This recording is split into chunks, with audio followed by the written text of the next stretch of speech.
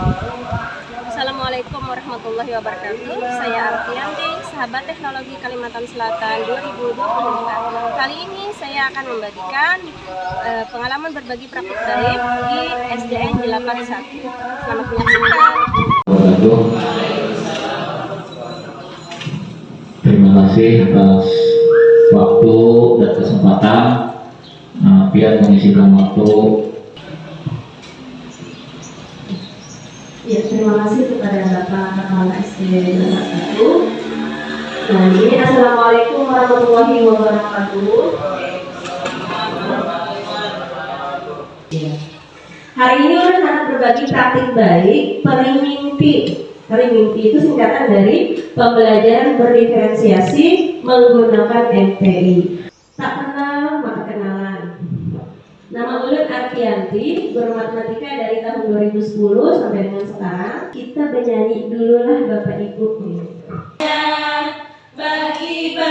Bagi, mari kita berbagi. Nah, gambar ayo. Petenis handal. Sekarang Ulun lanjutkan. Sudah pernah mendengar pengertian pembelajaran berdiferensiasi? Itu ingin berbagi tentang pembelajaran berdiferensiasi menggunakan multimedia pembelajaran interaktif. Kemudian di sini udah menganalisisnya pakai metode STAR. Jadi ada murid di kelas dulu itu memiliki gaya belajar yang berbeda-beda. Ada yang memiliki berjalan, Bapak Ibu belajar saya kalau menjelaskan 5 menit. Izin kaleset, izin masuk taman gitu. Nah, itu alhamdulillah. Habis itu ada juga yang lagi menjelaskan ini sampai menangkap sampai menggambar. Nah, itu ada juga. Ada dia yang ditakuni salah patah dua patah kata, sautannya bilang kayak kereta api atau di mana pengandir. Nah, itu tahu punya di kelas mungkin kayak itu juga kah? Itu masih semangat ya. Nah, jadi sini singgung sedikit pembelajaran berdiferensiasi karena kalau materi ini sebenarnya di mana-mana di Google, di Mini, di PMM pun ada sudah. Jadi udah jelaskan sedikit aja.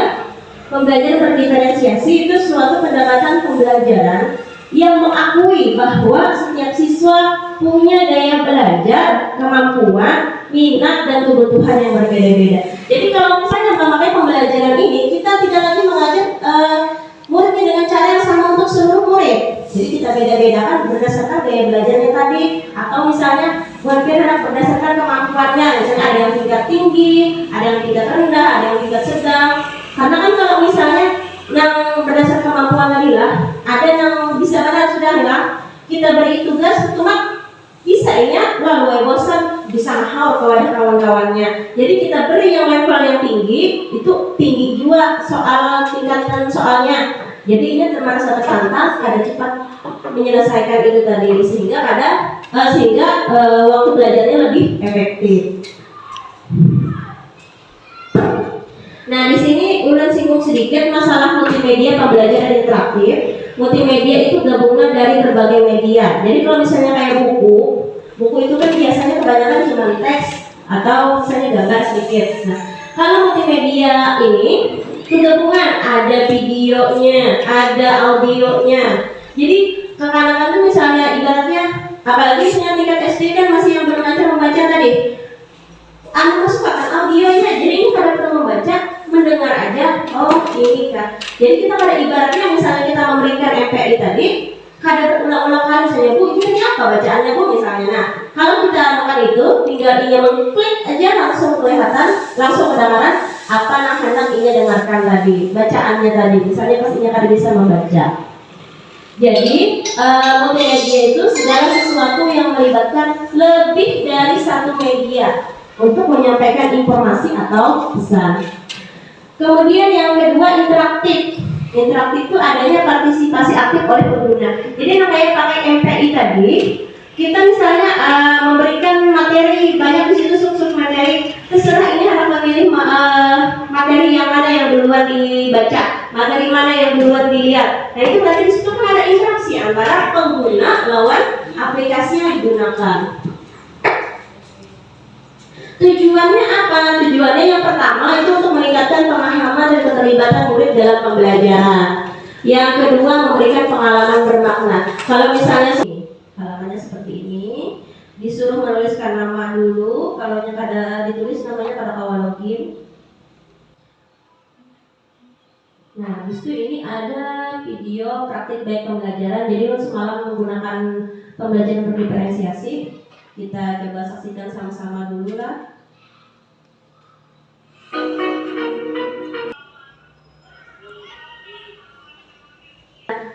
Untuk di Ulun biasanya kegiatan literasinya itu jadi kadang-kadang Ulun suruh bercerita. Satu orang bercerita bergantian, karena pertemuan berikutnya lain lagi nama kisah. Jadi berataan seberataan ada kisah. Nah, jadi yang itu maksudnya kegiatan literasi karena ketika yang si anak tadi bercerita, yang lain menyimak. Kegiatan menyimak itulah yang kegiatan literasi. Kemudian habis itu tekuni supaya mengasah literasi mereka tadi. Siapa tokohnya yang ada di sana, yang ada di cerita tadi. Habis itu apa saja peristiwa yang terjadi. Di situ 5W plus 1H-nya sudah ada tergambar. Kemudian ulang ulang perasaan apa yang muncul. Tujuannya untuk mengenalkan emosi. Di sini dulu materi yang Ulun berikan. Disclaimer dulu, ini pembelajaran ini bukan yang paling bagus, paling tepat yang harus dilaksanakan oleh semua guru. Tapi semoga bisa menjadi inspirasi bagi Bu Hantian untuk melaksanakan pembelajaran yang lebih kreatif dan menyenangkan bagi murid. Sebelum Ulun tutup, kalau misalnya ada pertanyaan atau mau sharing, Ulun persilahkan. Sudah pada bisa membaca masihlah sampai kelas 3. Kayak ini tadi bisa, jadi misalnya lo diolah, ada suaranya, ada teksnya di jalan. Jadi sambil meetingnya, suruh meeting sambil mendengarkan. Oh berarti mudah-mudahan apa yang Ulun sampaikan menjadi manfaat dan keberkahan bagi kita semua, bagi Pian, bagi Ulun juga tentunya. Ya, Assalamualaikum warahmatullahi wabarakatuh. Perkenalkan, nama saya Eva Novitasari. Saya mengajar di SD 81. Setelah mengikuti praktek baik dari Ibu Arpianti tadi, alhamdulillah kami sangat senang, bertambah wawasan kami, dan kami sangat ingin mengikuti atau mempelajari hal-hal yang telah diajarkan tadi. Semoga kedepannya kami bisa belajar membuat MPI yang seperti disajikan di Ibu Arpianti tadi. Terima kasih. Assalamualaikum warahmatullahi wabarakatuh.